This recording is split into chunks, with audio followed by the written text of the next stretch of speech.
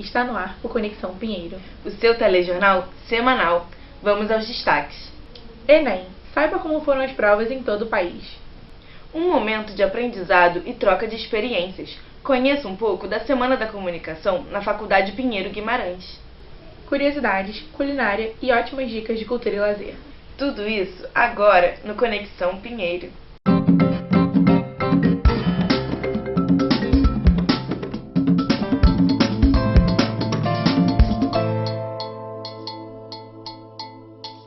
O Exame Nacional do Ensino Médio, o Enem, aconteceu no último fim de semana e este ano com várias novidades. No último fim de semana, milhões de pessoas fizeram o Exame Nacional do Ensino Médio, o Enem. Uma das questões que preocupou os estudantes durante meses foi o horário de verão no dia da prova.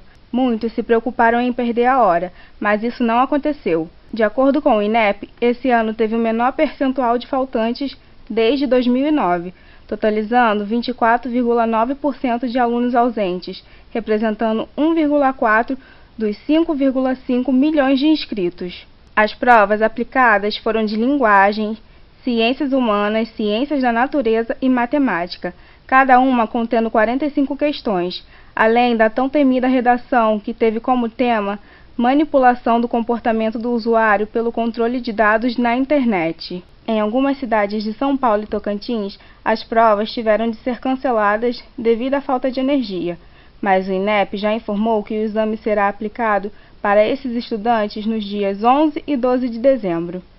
2 pessoas foram presas fazendo uso de ponto eletrônico em Minas Gerais e 69 pessoas foram desclassificadas por descumprimentos das regras do edital. No dia 14 de novembro serão divulgados os cadernos e o gabarito oficial, no aplicativo e no site oficial do Enem. O resultado está previsto para o dia 18 de janeiro do ano que vem. Um dos principais prédios históricos do Brasil, a Biblioteca Nacional, completou em outubro 208 anos. A cidade do Rio de Janeiro abriga muitos prédios históricos que contam a história do Brasil. Um desses edifícios é a Biblioteca Nacional, que fica no centro, na Cinelândia, e reúne cerca de 10 milhões de itens no acervo. Este ano, a Fundação Biblioteca Nacional comemora 208 anos. Criada ainda durante o período imperial, é reconhecida pela Unesco como uma das maiores bibliotecas do mundo. A senhora já visitou a Biblioteca Nacional? Sim, já visitei. Há muitos anos atrás, quando eu ainda estava no colégio, início da faculdade. Na época não tinha essa tecnologia que tem hoje em dia, né? Então você tinha que recorrer aos livros para fazer pesquisa. E era muito mais sério, né? Porque hoje em dia tem muita tecnologia, mas muita informação que a gente busca, como virou moda agora. Dá um Google. Mas tem algum tempo, tem que retornar lá. A reforma da fachada durou cerca de 18 meses e foi em caráter emergencial, já que corria risco de desabar. A tragédia é anunciada. Problemas na parte elétrica já existem há tempos. Uma empresa até começou a fazer o reparo das obras, mas faliu antes de terminar o conserto. 68% de obras inacabadas. Até o sistema de refrigeração está danificado, mesmo sendo fundamental para a conservação do acervo. A biblioteca funciona de segunda a sexta, de 9 da manhã às 7 da noite, e aos sábados, de 10h30 da manhã às 3 da tarde. E até hoje é a maior instituição que guarda e conta a memória do país. Agora a gente vai para um breve intervalo e no próximo bloco vamos falar da Semana da Comunicação na Faculdade Pinheiro Guimarães. Não sai daí, a gente já volta.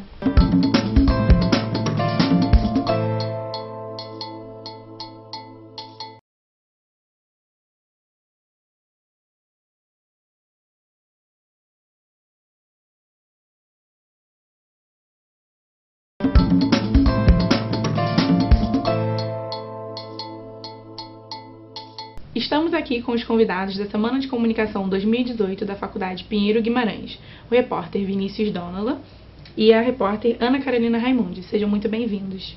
Muito obrigado. Obrigada. Então, eu queria que vocês compartilhassem com a gente como é a vida do profissional de jornalismo, como é o dia a dia de vocês, nas reportagens e tudo mais. Vou começar por você mais experiente, por favor. Para! Eu acho que o Vinícius vai concordar comigo. a gente não tem rotina, né? Não tem. Não existe rotina.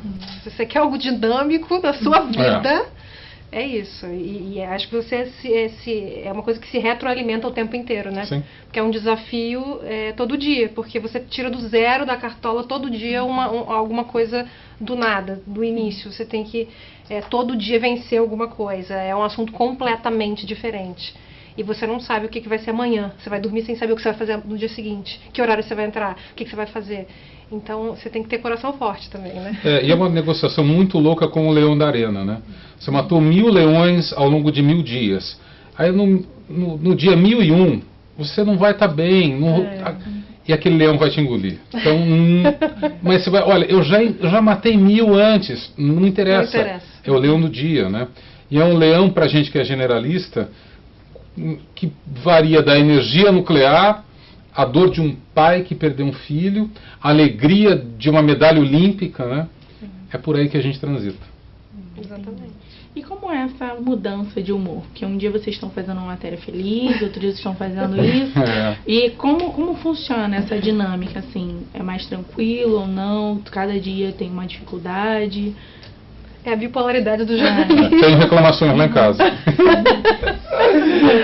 Não é fácil. Eu acho que para quem tá junto, né, do repórter é difícil mesmo, porque tem dias que você chega em casa, pelo menos eu sempre eu carrego, não adianta, eu não consigo separar. Você está ao lado de duas pessoas muito parecidas de temperamento, né? A gente abraça o entrevistado no sentido não físico, né, no sentido emocional. A gente carrega para casa muitas vezes um amigo, né? Chega um entrevistado da marcação e vai-se um contato para o resto da vida. E é lícito você explorar aquele sentimento e você se blindar com o seu coração? Não, é uma troca, né? E é uma troca da medalha olímpica à perda de um filho. Então é doloroso e prazeroso. É a bipolaridade da nossa rotina. É do céu ao inferno mesmo. Acho que você vai de uma emoção profunda que você compartilha com aquela pessoa. E acho que é uma troca muito bacana porque a pessoa sente quando você está compartilhando inteiramente com ela. Total. Então você está entrevistando aquela pessoa e você, quando está se doando de verdade, ela sente e se doa também. É uma troca de energia ali sem igual. Mas isso acontece também quando você está trocando energia com alguém que teve uma perda brutal e absurda e você carrega isso junto. E você tem que segurar essa onda. São os dois lados. Eu prefiro não me blindar. Eu também eu não consigo. Eu talvez não tenha essa habilidade. Se um dia eu tiver a oportunidade de aprendê-la, eu abrir mão. Eu também acho que sim. Porque do contrário não seria verdade. Entendeu? Ainda que eu sofra mais. Sim, sem dúvida. Já chorei muito. Tem gente que pergunta, mas você já chorei muito. Na frente do entrevistado, dentro do carro. Do lado, abraçada, muito. E quando vocês começaram na carreira de jornalismo, vocês já se imaginavam hoje estar onde vocês estão? Eu sim. Assim. Engraçado. A primeira coisa que eu fiz no jornalismo, você não sabe dessa história, foi fazer um curso de mergulho com 17 anos. Porque eu ia chegar ao Globo Repórter e lá eu precisava mergulhar para viajar o mundo. Aí todo mundo, cara, você é maluco! Você é louco! Eu vou fazer vestibular, eu vou passar na PUC em Campinas, eu morava em Campinas nessa época, e quando eu chegar no Globo Repórter eu vou precisar. E acho que eles assistiram muitas vezes eu mergulhando mundo afora. Eu tinha essa imagem. Engraçado, eu ia responder que não, mas eu acho que sim. Eu acho que sim. Eu queria fazer televisão, desde muito criança eu brincava de fazer televisão. Eu queria entrar na televisão, eu achava que se eu fosse atrás do móvel, eu podia abrir e entrar, e eu tentei abrir muitas vezes, estraguei umas 3. Bonitinha. E meu avô, o meu avô comprou uma daquelas primeiras câmeras que começaram a vender em loja mesmo, bem grandona, acho que era uma Panasonic bem grande assim, e eu obrigava os meus primos a brincarem de jornal comigo, e eu não sabia gravar, não sabia editar, então eu gravava na ordem, a cabeça, o início da matéria, a passagem, a sonora. Já estava treinando, né? Estava fazendo o próprio estágio. Eu já era fã, fiquei mais ainda. E aí eu falava, mas eu quero trabalhar num programa que eu fale para muita gente. Para muita gente. E eu acho que não teria hoje um programa mais a minha cara que o Fantástico. Tua cara, teu jeitão. Bom, e agora eu queria que vocês encerrassem dando uma dica para os estudantes de jornalismo, o que eles precisam fazer e, assim, qual uma palavra que vocês falam assim, que é determinante para quem está nessa carreira. Eu dou uma dica muito de tia. Você vai dar uma dica, acho, mais moderna, mas eu dou uma dica de tia. Leia. Mudou muito a minha carreira como estudante de jornalismo. Eu não tive o incentivo da leitura na minha casa, eu não tenho nenhum parente jornalista. Na minha casa eu não tive essa coisa do incentivo à leitura mesmo dentro de casa. Eu aprendi a gostar de ler sozinha porque eu queria ser jornalista, então eu comecei a ler porque eu achava que eu tinha que saber as coisas, eu tinha que ler. Então, e eu percebi que era assim que eu ia conseguir voar de alguma forma. Já que minha família não tinha grana para eu viajar, eu tinha que voar de alguma forma. Então era por ali que eu voava.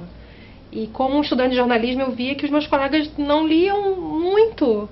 Então eu queria me diferenciar de alguma forma e eu comecei a ler tudo. E aí eu comecei a escrever melhor e eu vi que a minha redação estava melhorando. E isso foi exponencialmente me ajudando. Então é a dica que funcionou comigo, assim. A minha é mais ou menos por aí, mas fuja daquela história do pato. A gente é generalista, a gente é que nem o pato, que voa, nada e mergulha, mas voa mal, mergulha mal, faz tudo mal. Então aprofunde-se, a leitura talvez seja o melhor caminho, né? Escolha uma área e abrace aquilo. No meu caso foi a reportagem especial. Então eu tentei abraçar todas as ferramentas para dominar roteiros de matérias longas, não matéria grande, matérias longas, né? E é isso. E não desista. Não vá na maré do pessimismo, que não é por aí não. Ok. Tá? Bom, queria agradecer. Muito obrigada pela presença de vocês e pelo papo. Voltamos agora ao estúdio com a Letícia Mello. O assédio contra a mulher é algo perturbador que hoje é considerado crime. Veja na reportagem como identificar e agir nessas situações. No dia 25 de novembro, teremos o Dia Internacional da Não Violência contra a Mulher. O assédio, que é um ato covarde e muitas vezes violento, ocorre com a maioria delas. Segundo a pesquisa do Datafolha, 42% das mulheres com idade de 16 anos alegaram que já sofreram esse tipo de violência, seja no trabalho ou em local público. O assédio é classificado como uma insistência incômoda e que perturba alguém. Suas formas mais comuns são moral, verbal, virtual, psicológica e sexual. Esta é que causa mais dano às vítimas. O assédio ocorre principalmente com as mulheres dentro de transportes públicos e locais de trabalho. É importante saber que palavras, gestos, símbolos são considerados sim assédio, não apenas o toque como muitos imaginam. Segundo a Lei 10.224.000 de 2001, o assédio é considerado crime, com pena de 1 a 2 anos de prisão. Caso esteja passando por isso, denuncie e não deixe passar em branco. Ligue 180. Daniele Mariano de volta para o Conexão Pinheiro. No próximo bloco, a gente traz uma receita de panqueca de banana. Além do quadro de curiosidade e agenda cultural. Voltamos já já.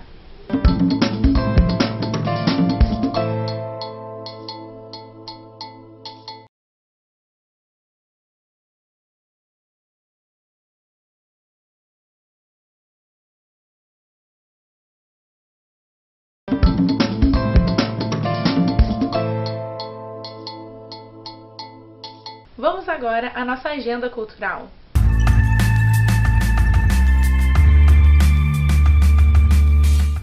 Para os fãs de rock, o Vivo Rio recebe o Queen Experience in Concert no dia 22 de novembro. O espetáculo conta com orquestra ao vivo, maestro no palco e além da participação da banda Magic Queen, um dos maiores tributos do Brasil. O ingresso custa R$ 90. A casa abre a partir das 19 horas e a classificação é 18 anos.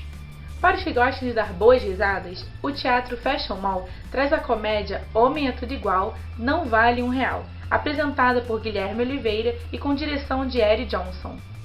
O texto leve e bem-humorado, escrito por Carla Duque, brinca com estereótipos sobre relacionamento entre homens e mulheres.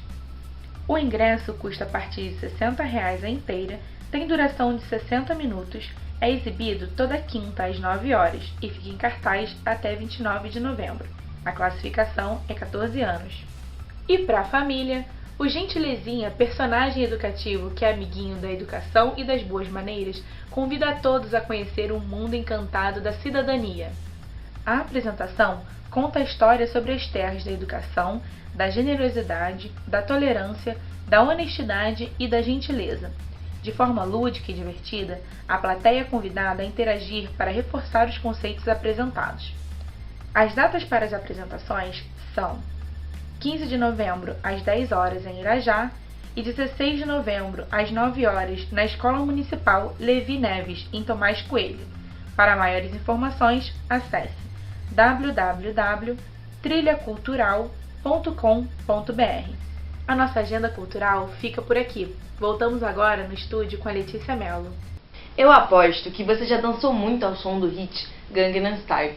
Mas você sabe do que a música está falando? É o que traz o quadro de curiosidade.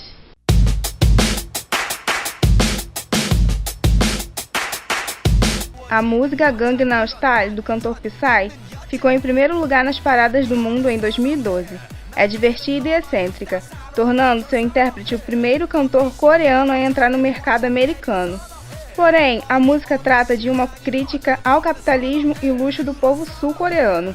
Seu clipe, que mostra o luxo e consumo excessivo, traz uma crítica à prática tão comum da cidade de Gangnam. O distrito é caracterizado pelas grandes vitrines de luxo, onde uma roupa pode custar o valor de uma casa popular na Coreia do Sul. Com moradores muito ricos, o clipe faz uma avaliação de como vivem e se comportam. A cidade tão rica que nos anos 70 não tinha glamour por ser um lugar pobre, hoje inspira a inveja da maioria da população sul-coreana que os consideram egoístas.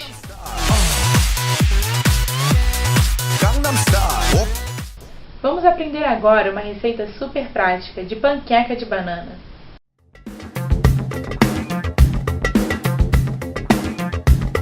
Para esta receita, vamos precisar de um ovo, uma banana, canela e mel são opcionais. Em um prato, amasse a banana e em seguida junte o ovo e misture até ter uma consistência de omelete. Se preferir, salpique canela antes de levar ao fogo. Em fogo baixo, coloque um fio de óleo e acrescente a mistura. Frite dos dois lados até dourar. E está pronto! Pode acrescentar mais canela e mel. O Conexão Pinheiro fica por aqui. Esperamos que vocês tenham gostado do jornal. Nos vemos na próxima semana. Tchau!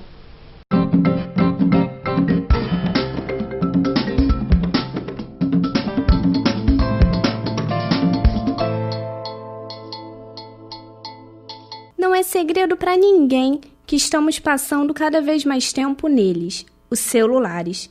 Os médicos e cientistas já apontam inúmeros problemas por conta do excesso de uso deste novo recurso em nossas vidas.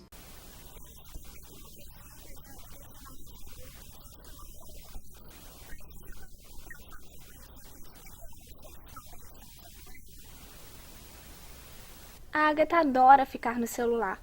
Ela joga, acessa redes sociais, visita sites e eles não se desgrudam nem na escola. É o tempo todo com ele na mão.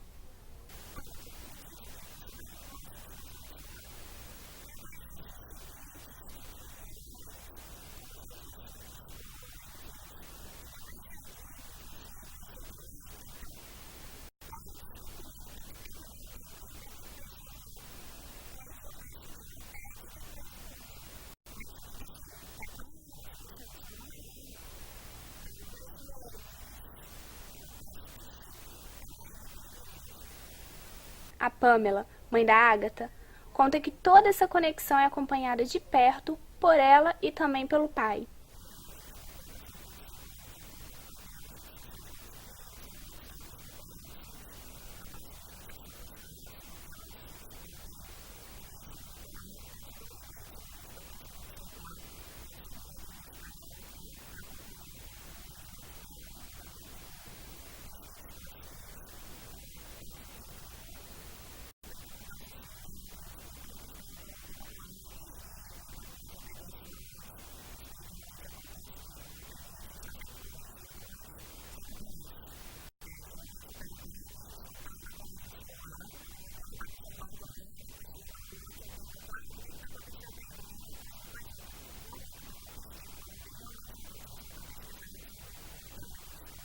Pois é, mas toda essa tecnologia pode sim ser prejudicial aos alunos. É o que conta a professora Lucy Sixel.